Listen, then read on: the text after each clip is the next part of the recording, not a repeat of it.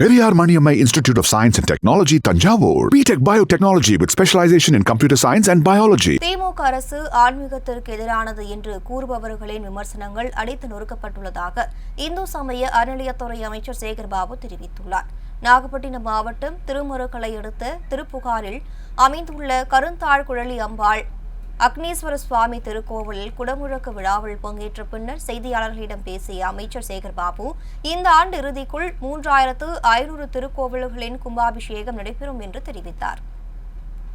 6 திருக்கோயிலுடைய கோபுரங்கள் ஒளிரூட்டப்படும் என்று அறிவித்திருந்தோம். அந்த வகையில் நேற்றைக்கு திருச்சி சமயபுரத்தில் 7 நிலை ராஜகோபுரங்களும் அதையொட்டியுள்ள 4 கோபுரங்களும் பிரகாரங்களும் ஒளிரூட்டும் நிகழ்ச்சியை அந்த பகுதியினுடைய நாடாளுமன்ற உறுப்பினர் அருண் அவர்களும் நானும் எங்களுடைய இந்து சமய அறநிலையத்துறை ஆணையாளர் ஸ்ரீதர் அவர்களும் இந்து சமய அறநிலையத்துறையுடைய இணை ஆணையாளர்கள் அன்பிற்கினிய கல்யாணி போன்றவர்களும் பங்கேற்று சிறப்போடு அந்த நிகழ்வை கோபுரங்களுக்கு ஒளிரூட்டுகின்ற மின்விளக்கு வசதியை தொடங்கி வைத்தோம். அதைத் தொடர்ந்து இன்றைக்கு நட்சத்திர மரங்களை நடுகின்ற நிகழ்வை இன்றைக்கு தொடங்கி வைத்திருக்கின்றோம். இதுவும் சட்டமன்ற அறிவிப்பு. 10 திருக்கோயில்களில் இந்த நட்சத்திர மரங்களை நடுவதென்று அறிவித்திருந்தோம்.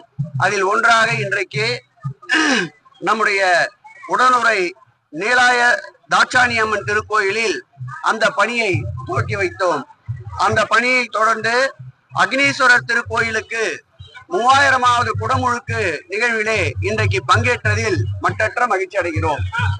இந்த 3000 ஆண்டு திருக்கோயில் என்பது பல்வேறு தரப்பட்ட மக்களின் ஒத்துழைப்பால், நீண்ட நெறிய சட்ட போராட்டத்தால், ஆதீனங்கள் ஒத்துழைப்பால், பக்தர்களின் ஒத்துழைப்பால், அதே போல் உபயதாரர்களுடைய ஒத்துழைப்பால், இதற்கெல்லாம் மேலாக இந்த ஆட்சி ஆன்மீகத்துக்கு எதிரான ஆட்சி, திராவிட முன்னேற்ற கழகம் ஆட்சி அமைந்தால் ஆன்மீகம் போற்றப்படாது என்று கூறியவர்களுடைய கூற்றை அடித்து சுக்குநூறாக்குகின்ற வகையில் மாண்புமிகு தமிழக முதல்வர் அவர்கள் இந்த துறைக்கு அளித்த சுதந்திரத்தின் காரணமாக இன்றைக்கு 3000 ஆண்டு திருக்கோயிலை இன்றைய தினம் அக்னீஸ்வரர் ஆலயத்தில் நாங்கள் பங்கேற்றதில் பெரும் மகிழ்ச்சி அடைகிறோம்.